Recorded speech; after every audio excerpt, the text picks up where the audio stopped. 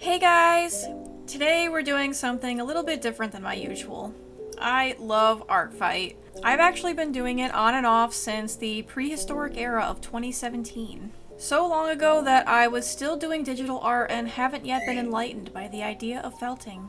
My god, that was almost a decade ago. What is even happening anymore? So this year I'm gonna do it again.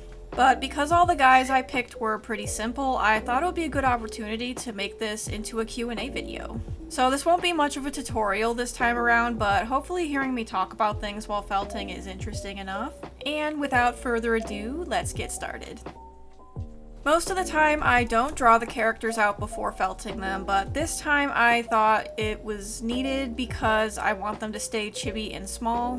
When I go off of just the reference, my brain automatically tries to recreate the thing I'm looking at as closely as possible rather than stylizing it like I intend.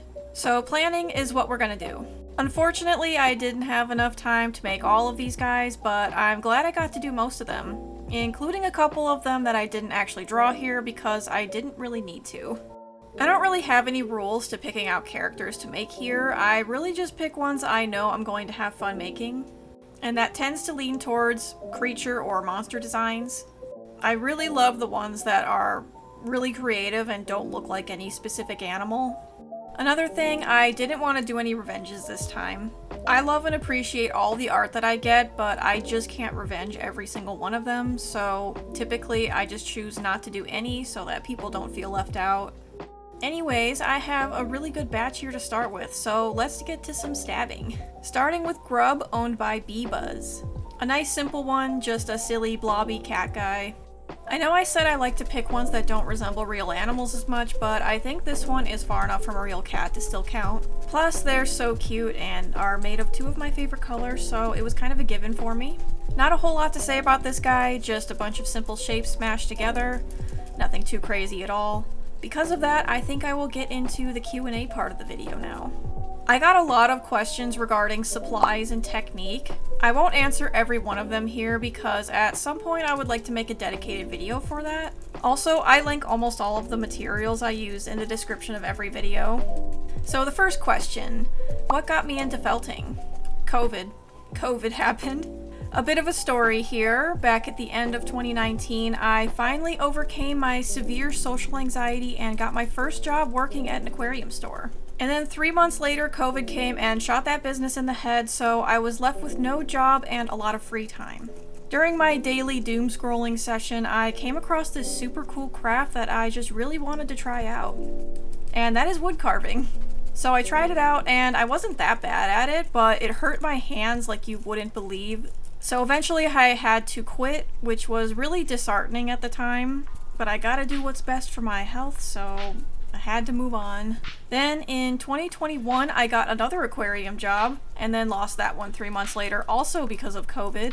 Man, COVID was both kind to the aquarium hobby and also very unkind to it at the same time. I don't actually remember how the felting started specifically. Pretty sure I just saw an ad for it somewhere and then decided to pick up a Wool Buddy kit and the rest is history.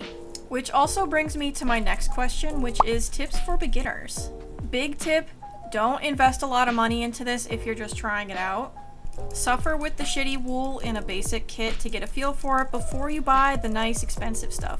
Just know that there is a major difference in felting quality between the kits from Amazon and the real stuff. Most of the stuff on Amazon is actually fake, so it does make a huge difference. Also know your first projects are not going to look like what you see online, and that's okay. Like any craft, it takes time to get the feel for it, but if you want it bad enough, you will get there eventually. And this one definitely takes a lot of getting used to because it's very awkward to work with. And back to the felting again, we now have a finished blobby kitty, and we're on to the next. Here we have Long Fish by Screaming Seagull. So simple, yet so elegant. One of the reasons I picked this little guy, aside from how freaking cute it is because while it's simple, it's actually deceptively challenging to pull off. One part that you probably wouldn't think much of is the fin surrounding the whole body, but also the fact that the body is stripy. You probably wouldn't think that would change anything, but it really does. Each stripe adds on thickness, so I can't just cover the whole guy in white and then add on red stripes, because they would be really uneven and sticking out. The best way I could think to approach this is to felt out a long piece here, cut it in half, and sandwich them over the fin. I made the mistake of not trimming right away, but you would want to do that so that the overall thickness isn't more than what you want it to be. And that's probably the extent to the tutorial part of this video. These next two questions are from the same person and kind of go together, so I'll do both of them. First off, like I mentioned earlier, I link all of my supplies in the description, but I will give a quick shout out to Felted Sky since the wool I use is almost exclusively from them, and in my opinion is probably the best stuff you could get and has the best variety of colors. Only downside is it's very expensive, but you really do pay for the quality here. Also, good luck attempting a fursuit head, because boy does that sound like a true test of patience. I don't think I've seen anyone make a head from felting before. I'm sure it's out there, I just haven't seen it. But I would not do the whole thing from just wool. I would definitely use a foam base to start with. Not only would all that wool be so ridiculously expensive, but it would also take a long time to actually felt together. And it would also end up super heavy and probably insanely hot while wearing it. So I would keep the wool layer thin, and I think it could actually work out in the end. I would love to see the result, honestly. Do I have a project that made me think that I want to do this all the time? Yeah, actually, my very first Mizutsune I made, which was boldly done a few months after starting felting as a whole. That was really where it clicked for me. I love making small guys, but making something big and complex was fun for a whole new set of reasons. I complain about them and how long they take sometimes, but deep down, of course, I still very much enjoy doing it. Or else I just wouldn't. Okay, this little fishy is done, and now we pivot to another fish. Here we got Salmony, owned by Ioma. I hope I said that one right. But anyway, you should know by now that I love me some bugs, but as you may have learned from my answers earlier, I also appreciate fish just as much. I also really enjoy all the salmon OCs that have been popping up recently. It was really hard to pick just one, but this one was super cute. A mix between a rabbit and a fish, which I don't think I've seen before, honestly. Naturally, I'm gonna make this one chubby and stumpy like every good bunny is. These two questions are very interesting, and I'm not sure exactly how to answer them, because I don't know if I've ever really felt burnout in the sense that I don't want to felt. I will say certain commissions have definitely had me feeling that at times.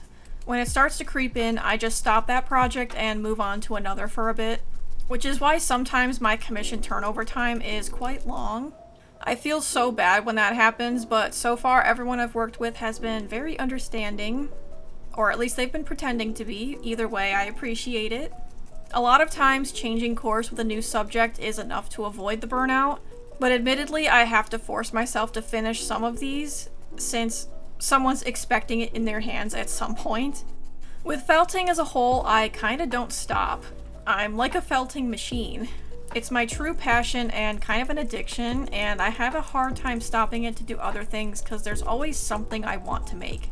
So yeah, there isn't really a break between projects, though doing YouTube may be helping that since now I have to take a week off to edit the video. I hate it in the moment since I'm not very good at editing and I hate recording voiceovers, but I guess I need to appreciate it in the long run. While on that note, how many tendinitis per year? Many tendinitis.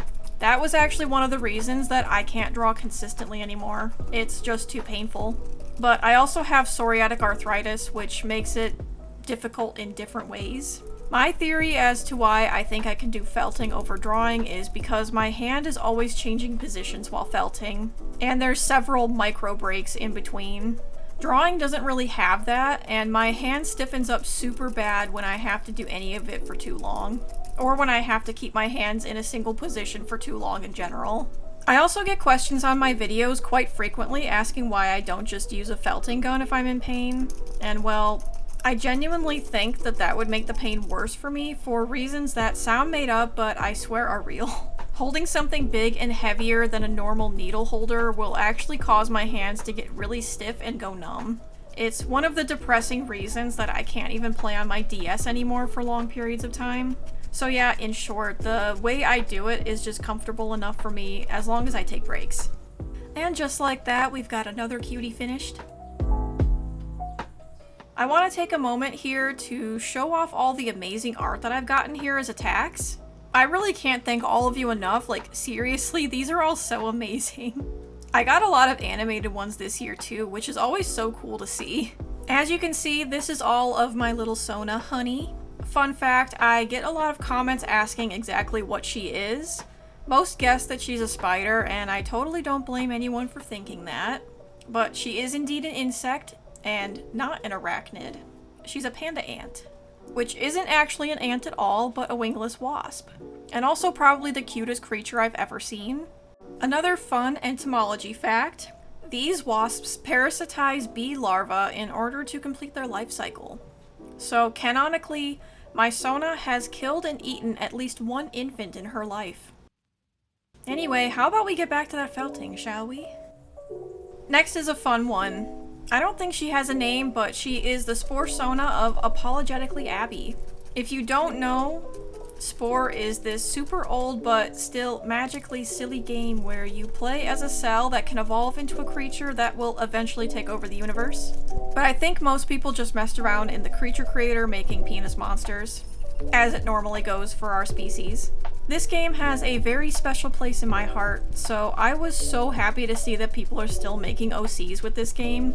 This one in particular has that design that I think most people started with when they left the cell stage. Face with legs and a big pinchy mouth. It's a very powerful form, so I really respect it. Because of that, I didn't actually change much about the design here.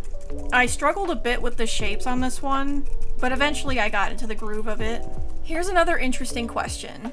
Are there any animals that I wouldn't make out of fear?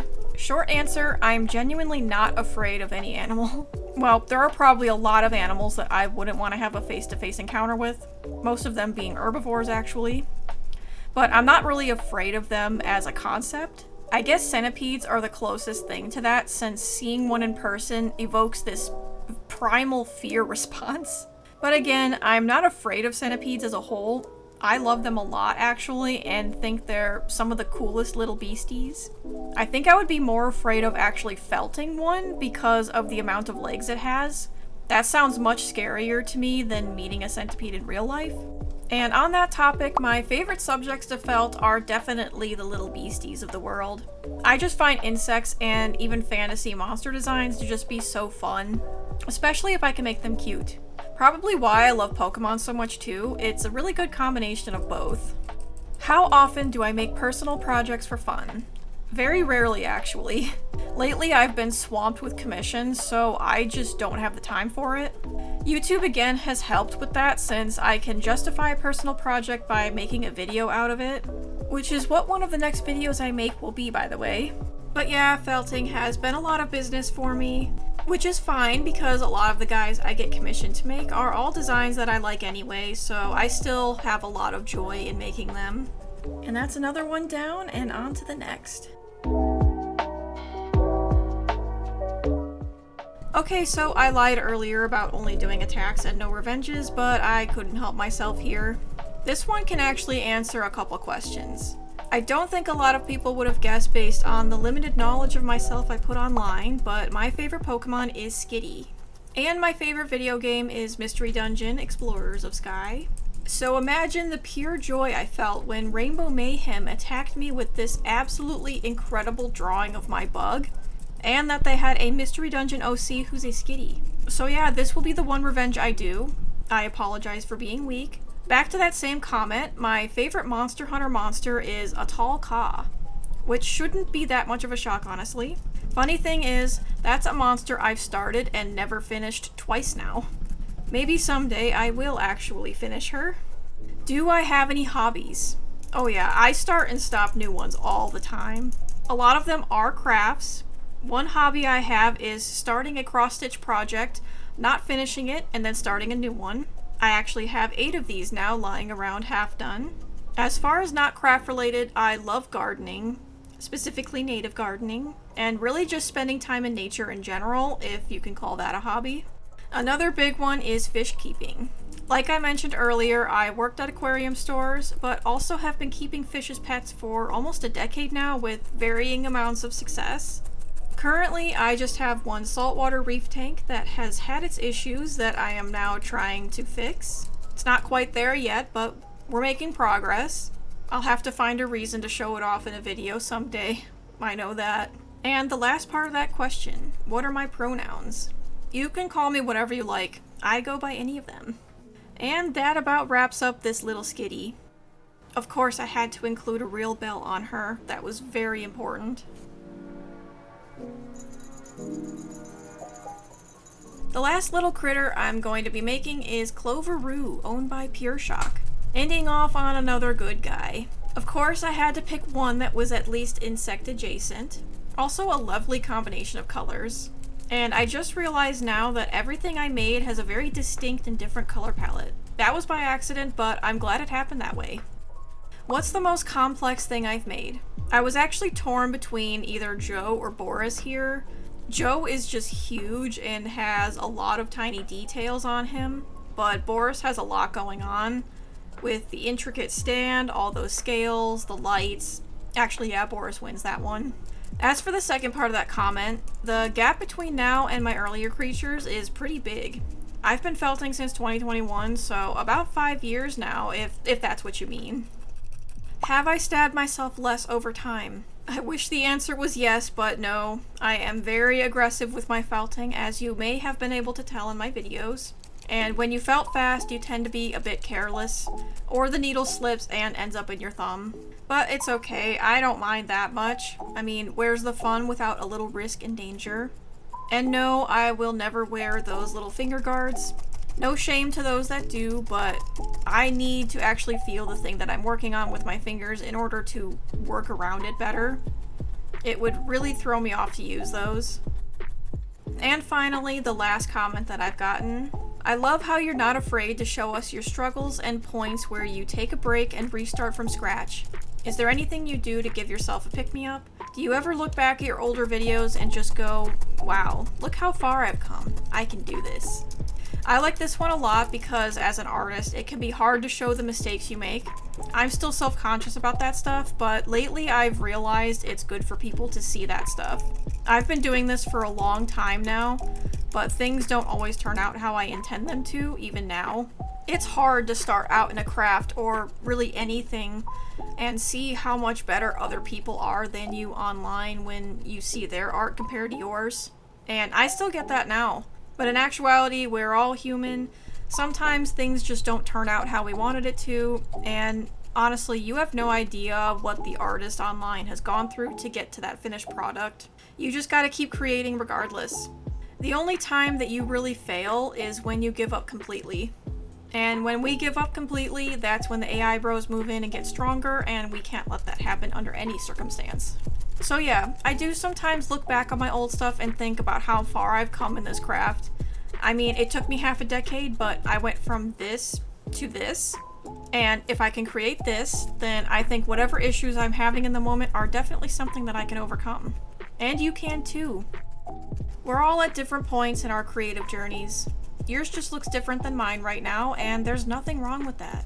So keep going, I believe in you. And that about wraps up this little creature and Artfight as a whole. As always, Artfight was super fun, and every attack I got all made me so happy to see. I hope hearing me talk about random things was interesting enough.